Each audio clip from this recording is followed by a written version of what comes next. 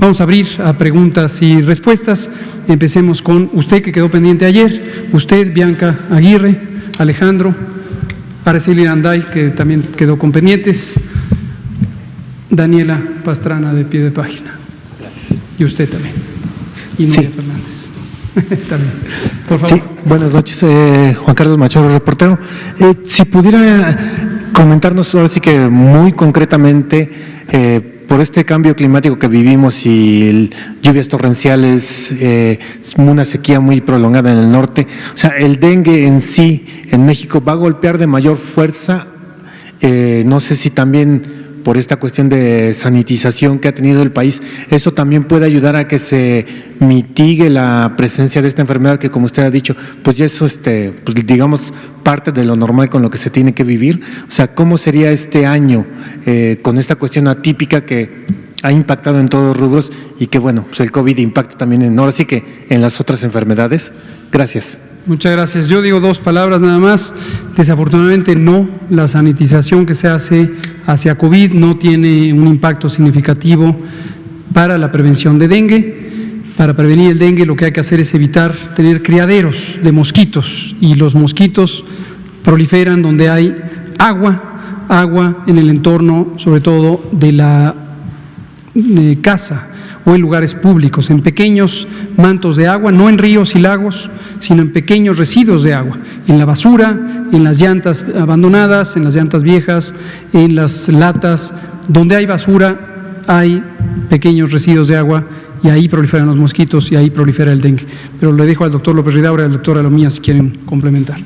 No, digo, solamente para reafirmar lo que comenta el doctor López-Gatell, las nebulizaciones que se han hecho y que se hacen para el control para el mosquito adulto, y esto directamente es un insecticida específico, pero realmente el componente de eliminar criaderos tanto a nivel de los domicilios como en la vía pública es la acción primordial para el control vectorial y no tiene nada que ver con la sanitización.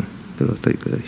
Sí, igual solamente comentar, recordemos que el mecanismo de transmisión es diferente, ¿verdad? En COVID-19 hemos estado hablando un mecanismo de transmisión que es a través de la vía aérea. Cuando una persona estornuda, una persona tose, transmite el virus a una persona sana. Aquí no, el dengue no se transmite de persona a persona, necesitamos un vector transmisor que es precisamente este mosquito, que es el que al alimentarse, el mosquito hembra pica a una persona enferma, al adquirir la sangre de la persona enferma, 7 días después aproximadamente, el virus que adquirió de la persona enferma está ahora en la saliva del mosquito, y cuando el mosquito pica a una persona sana, transfiere la enfermedad y ésta se enferma. Entonces, este mecanismo lógicamente genera que las intervenciones para prevenir la enfermedad, para controlarla, sean diferentes, muchas de las que explicó el doctor Ruy López Ridaura, y eso también hace una diferencia entre una enfermedad y la otra. Muchas gracias. Usted, Bianca, Alejandro, Daniela, Araceli. Usted. Sí, muy buenas noches. Rápidamente, Juan Hernández, del periódico Basta y del Grupo Cantón. Hoy tuvo usted una reunión con los diputados. Quería ver cuáles fueron las principales inquietudes que han tenido, pero sobre todo usted hizo hincapié precisamente de que muchos legisladores no están haciendo referencias precisamente científicas, sino más bien está yendo a lo que son cuestiones periodísticas. ¿Cuál fue la reacción precisamente sobre todo cúmulo de información y ver sus reflexiones? Gracias. Muchas gracias. Efectivamente, hoy a las 12 horas tuve una sesión de conversación con la Cámara de Diputados, que fue organizada por el presidente de la Junta de Coordinación Política y la presidenta de la mesa directiva, y participaron los miembros de estas entidades dentro de la Cámara de Diputados y otros representantes de fracciones parlamentarias.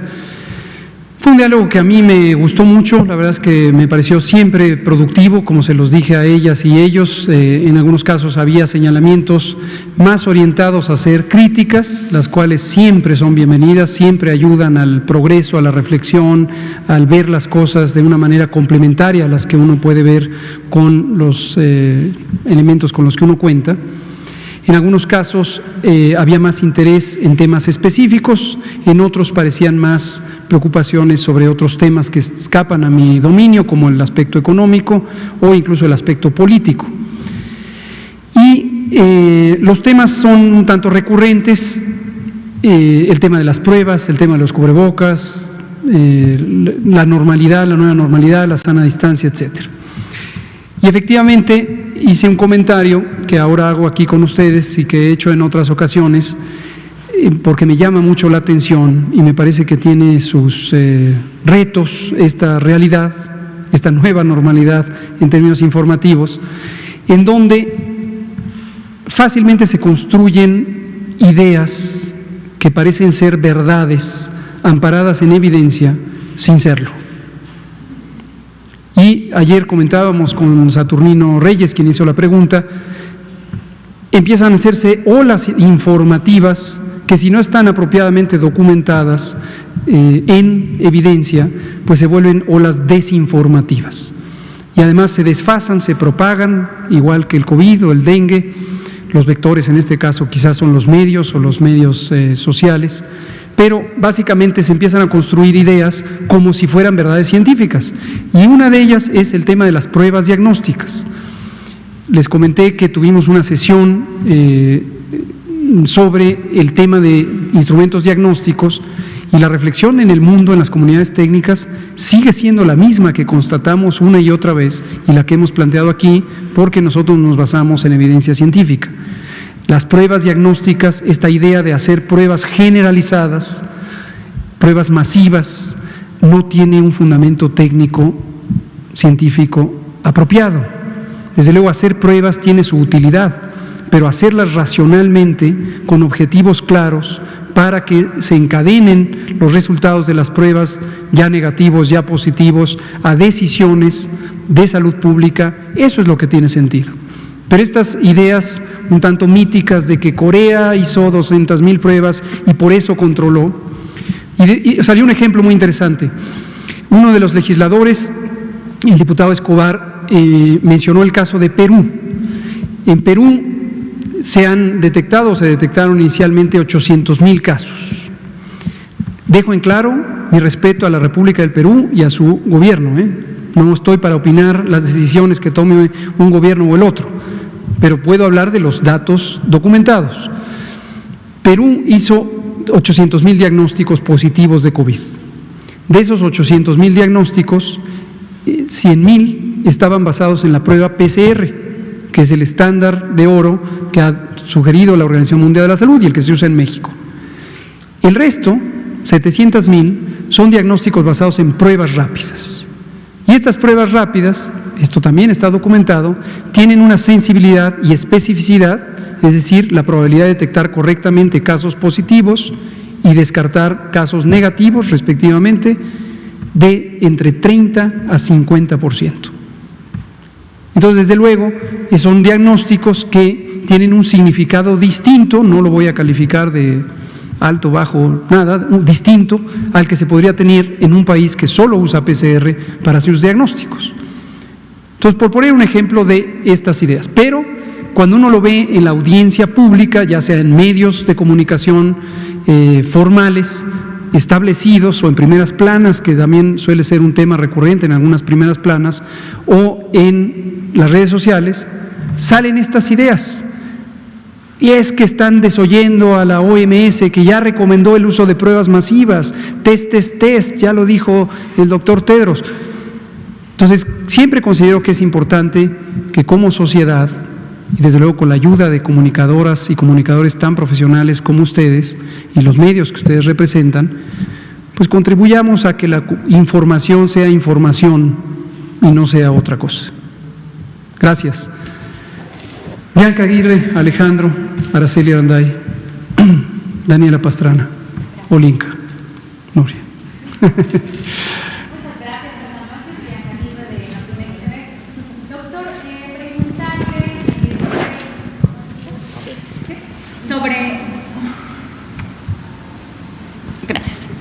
Gracias, doctor. Buenas noches.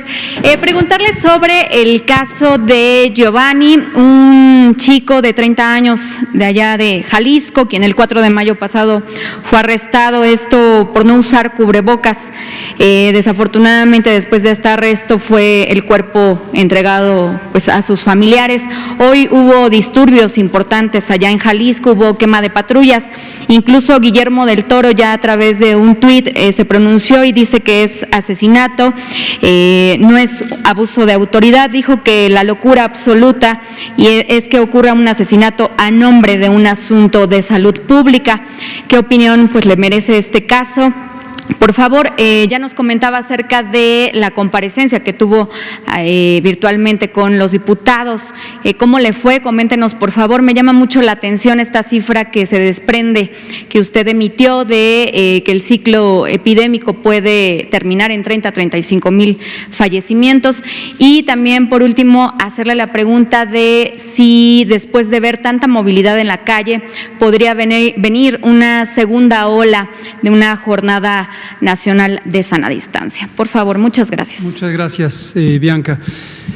Sobre el primer tema, expresamos nuestras condolencias a la familia de Giovanni López. Definitivamente es un caso muy lamentable, es una pérdida de una vida humana y eso siempre, siempre debe movernos emocionalmente, racionalmente a la reflexión y a entender por qué se dan estas cosas. Entonces, es una pena y lamentamos mucho la pérdida de Giovanni López en este sentido. Sobre las circunstancias que llevaron a este lamentable deceso, no quisiera emitir opinión alguna, dado que estoy seguro estará sujeto a una investigación interna en la corporación de policíaca que corresponda y seguramente se deslindarán responsabilidades conforme a derecho. Entonces, si opinamos, estorbamos. Ahora, respecto al tema de salud, como hemos comentado aquí en varias ocasiones, es precisamente por eso que una y otra vez, cuando surgía el comentario, la pregunta, la inquietud o la propuesta, ya sea aquí en la sesión informativa o en los distintos mecanismos por los que la sociedad se expresa, la idea de que no van a usar la fuerza, que no van a obligar a la gente que se quede en su casa, que no van a ejercer el uso de la fuerza pública, la respuesta consistentemente ha sido no, no. Porque si uno militariza o convierte a la acción de la salud pública en un asunto de fuerza y no de convencimiento, y no de persuasión, y no de trabajo de promoción de la salud, en primera es un desperdicio, porque quiere decir que estamos despreciando las capacidades analíticas de la sociedad y la capacidad de la ciudadanía, del pueblo, de las personas, de tomar decisiones saludables, protegerse a sí mismos y además ejercer la solidaridad con la colectividad, como de manera ejemplar lo ha hecho el pueblo de México. Y lo segundo, que también lo hemos comentado, nosotros muy consciente y calculadamente decidimos que las personas no fueran quienes fueran sujetos del acto de autoridad, que las disposiciones de seguridad sanitaria no fueran dirigidas a la persona, sino a sus contextos. Y hemos comentado por qué sale la gente a la calle: para trabajar, para ir a la escuela o llevar a los hijos a la escuela, o para recrearse en todos los ámbitos de la recreación, el desarrollo cultural, intelectual, social, etcétera. Las medidas de seguridad sanitaria establecidas por el Gobierno de México van dirigidas a estos elementos, no a las personas que utilizan estos elementos, precisamente porque identificamos que en una sociedad que ha sido ya por muchos años víctima de abusos, de violación de los derechos humanos, de impunidad, de una lenta procuración e impartición de justicia, que todavía vive un fuerte nivel de violencia, si imponíamos un mecanismo de coerción y de uso de la fuerza, empezarían a ocurrir este tipo de eventos muy lamentables. Entonces no se puede invocar que esto es por una disposición sanitaria, o por lo menos no justificadamente. Les recuerdo que en el acuerdo del secretario de Salud, publicado el 31 de marzo de este año, donde se estableció la Jornada Nacional de Sana Distancia, agregamos intencionalmente la fracción octava en el artículo primero, que dice explícitamente que todas las medidas deberán ejecutarse respetando estrictamente los derechos humanos y las libertades civiles consagradas por la Constitución. Entonces, nadie podría invocar justificadamente que este tipo de acciones las hace en pro de la salud. Ese es nuestro comentario respecto al caso de Giovanni López. La cifra de 30 o 30,000 personas que podrían perder la vida, lo volvemos a comentar, 30 o 35,000. Allá por la segunda semana de febrero, hicimos una primera estimación de la carga esperada de enfermedad. Esta estimación la hicimos atendiendo a la información disponible en el mundo. En ese momento la epidemia estaba concentrada en Wuhan, o la provincia de Hubei, en China, y empezaban apenas las epidemias en Estados Unidos y en Europa Occidental. De modo que la información que existía más consistente era la de Wuhan, China, a través de la Organización Mundial de la Salud. Y decidimos utilizar esa, que era el elemento de evidencia disponible, y estimamos con un método que hoy consideramos relativamente simple, comparado con los poderosos y sofisticados métodos que hoy tenemos a la mano con las comunidades científicas de matemáticas, en donde, tomando la población censal de México, le atribuimos como escenarios posibles las proporciones de casos que ocurrían en ese momento en Wuhan y en Hubei, la tasa de ataque, que es el mismo concepto que la incidencia, la proporción de personas que acudirían a los servicios de salud, de ellas la proporción de personas que necesitarían hospitalización y las que no necesitarían, y entre ellas quienes tendrían una enfermedad grave y finalmente quienes morirían. Para hacer esa estimación, consideramos un repertorio, un rango, un intervalo de incidencias de tasas de ataque, desde 0.1, la que existía, 0.5, la que existía en ese momento en Hubei, 0.5%, y quisimos estimar de más y no de menos. Entonces consideramos 0.5, 0.1, 0.2, 0.5, o sea, 0.05, 0.1, 0.2, 0.5, 1 e incluso 2. Y en ese intervalo tuvimos un conjunto de números que presentó el doctor López Ridaura en una ocasión aquí, cuando habló del proceso de escalamiento hospitalario y la procuración de insumos. El mínimo era 6,000, otro escenario era 8,000, otro era 12,500, que lo presentamos en una conferencia de prensa el 27 de febrero, allá en Lieja, en la Secretaría de Salud, y teníamos así hasta 28,000, que se redondea a los 30,000, e incluso un escenario muy catastrófico que podía llegar a 60,000. ¿Cuál de ellos es el real? La respuesta es: todos pueden ser reales en distintas condiciones. Cuando se hace una estimación, y eso yo sé que a veces en la opinión pública y en las primeras planas viene este gusto por querer encontrar la bola mágica, la bola de cristal, y tener un acto casi de adivinación mágica. Lamento decepcionarles que la ciencia no funciona así. Lo que se hace en un recurso científico y técnico es tener un intervalo de escenarios plausibles que dependen de condiciones, el famoso sí y solo sí. Depende de las condiciones de lo que ocurra, es lo que va a ser una consecuencia.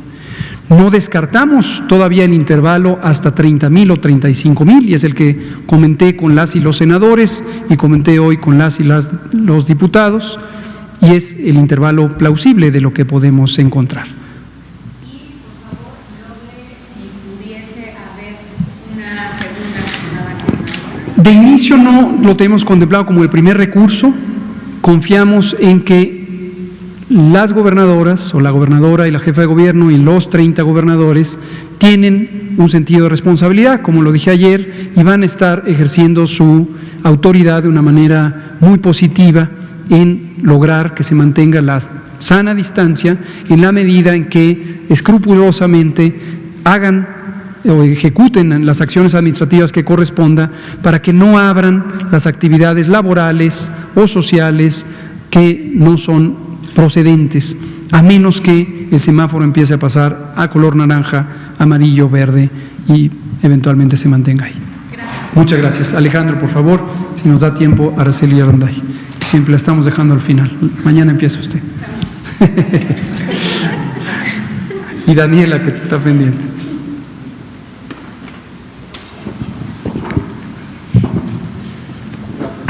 Gracias, doctor. Entonces, reforzando la idea, el día en la historia de la epidemia que ha tenido el mayor número de funciones no ha pasado de 350. Es correcto. Ahora, es entendible que si hacemos una diferencia entre las defunciones registradas el día de ayer con las defunciones registradas el día de hoy, sale 1 millar. Correcto. Ahora, esta diferencia se da por los casos que son sospechosos.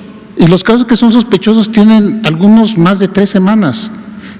Correcto. Yo quisiera preguntarle, digo, la otra vez el doctor Alameda fue muy extenso en explicarnos todo este proceso de los sospechosos, pero no necesitamos saber el proceso, necesitamos saber por qué hay tanto retraso.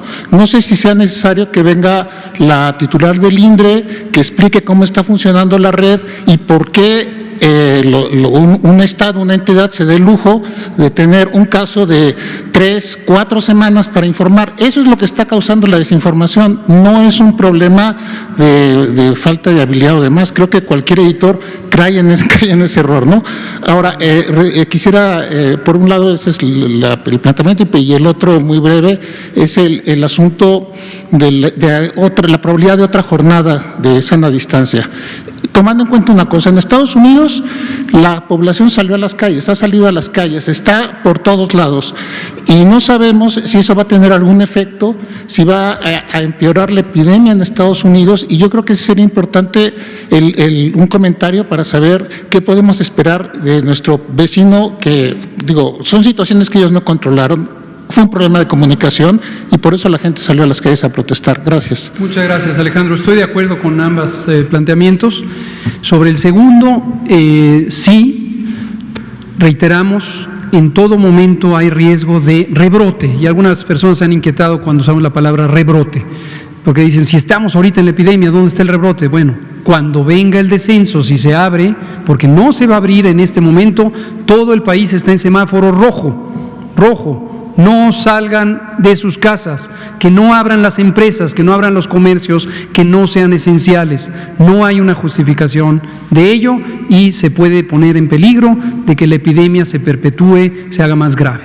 Entonces, efectivamente es peligroso en el momento en que se empiezan a presentar los procesos de apertura. Lo mismo pasó en Estados Unidos, en España, en Italia, que empezó también y luego se echó para atrás, etcétera. En el momento en que hay movilidad pública y todavía hay una fuerte carga de casos, esto da un fenómeno que, si quieren, un día lo comentamos con mayor detalle, que se llama el momento poblacional o momentum poblacional. La cantidad de contagios de mañana depende del número de casos contagiantes de hoy. Y por eso hacemos este énfasis en los últimos 14 días, porque los casos activos de los últimos 14 días son la carga que impulsa los contagios de mañana y los de mañana, los de pasado mañana, etcétera. Entonces, entre más sean los casos que quedan activos, si en ese momento se abre, es más fuerte el número de contagios, más grande el número de contagios. Si quedan poquitos casos y se abre, es menor el número de contagios, aún para el mismo nivel de apertura. Pero un día lo comentamos. Pero efectivamente, tiene usted razón. En todo momento, y retomando la pregunta de Bianca Aguirre de Notimex, en todo momento, como lo dijo el presidente esta misma mañana y lo ha dicho en otras ocasiones, estamos en la posición de decir si hay señales tempranas de repunte de la epidemia, es decir, que la curva epidémica, en vez de continuar bajando, simplemente empieza a estabilizarse o sube, vamos para atrás. Ojalá que no tengamos que hacerlo de manera nacional. Ojalá que podamos hacerlo de manera regional, por estado, o incluso en algunos casos al interior de un estado por un segmento, ¿no? Y lo vamos a ver en forma activa, y para eso es el semáforo, para poderlo ver de la manera más temprana posible. De los resultados pendientes, el jefe del INDRE es el doctor Ralomía. Entonces la larga explicación es porque él conoce de todo, pero si no quieren la larga explicación ahorita… Pero le platico, hoy tenemos 800 y tanto de los que están en la zona amarilla, que los presentamos en amarillo como pendientes, tanto para casos como para defunciones, no son los mismos. Aunque ustedes vean el mismo número o se parece, no son los mismos. Unos se confirman y otros son nuevos y otros están a 3 días de que está pendiente su resultado y efectivamente algunos se han tardado. Estamos preparando un análisis, no creo que lo tengamos mañana, pero quizá la próxima semana, precisamente para lo que usted dice. ¿Quién es quién? ¿Quién se está tardando? No es el INDRE, no es el INDRE. Las pruebas diagnósticas se hacen en los estados, en la red de laboratorios estatales de salud pública, se hacen los laboratorios de apoyo a la vigilancia epidemiológica en las instituciones del sector y podemos, y por eso vamos a hacer el análisis, identificar cuál es el tiempo medio de retraso de cada entidad federativa, de cada institución. Y ahí vamos a ver precisamente por qué se está atorando esto. No es un asunto de la materia técnica. La prueba se realiza en horas. Es todo un proceso desde que en la unidad de salud alguien tiene que cargar en la plataforma los datos, de que la muestra se va al laboratorio, de que el laboratorio produce el resultado, de que le llega el regreso a quien carga en la plataforma, etcétera, ¿no? Entonces, pero hay estados que lo hacen eficientemente, hay estados que no lo hacen tan eficientemente. Entonces, en esa diversidad vamos a exponer aquí por qué está ocurriendo o quién está haciéndolo de esa manera. Gracias por la pregunta. Yo diría que en la próxima semana, en el curso de la próxima semana, le debo a Araceli todavía la de las pruebas, la teoría de las pruebas diagnósticas, entonces a continuación de eso. Y a Araceli la dejo pendiente y también a Daniela, pues son las 20:02. Terminamos aquí y empezamos mañana con Araceli Aranday. Muchas gracias. ¿Man?